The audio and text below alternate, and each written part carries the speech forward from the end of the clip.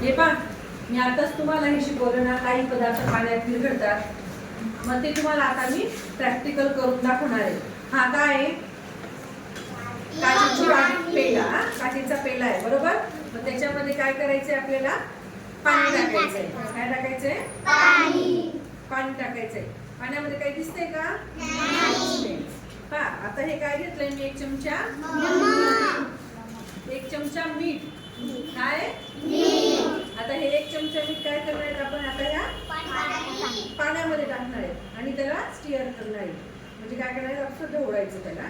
थोडा वेळ जर आपण असं केलं, तर आपण घरी पण लिंबू सरबत करतो ना, जेव्हा साखर टाकतो, मीठ टाकतो पाण्यामध्ये, मग तेव्हा ते काय होतं? विरघळून जातं, बरोबर. विरघळून जातं. पहा, आता याच्यात हे मीठ विरघळते नाही तर दिसतंय का मीठ आता?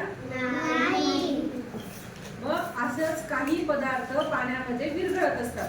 हा एक छोटासा प्रयोग होता. आता पाण्याच्या जागी सांगा बरं, मिठाच्या जागी सांगा बरं मला, अजून कोणत्या वस्तू विरघळतात?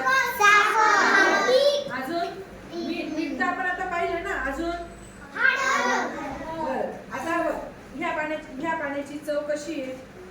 एक घोट पिऊन बघा. हे पाणी कसं आहे? साधं आहे.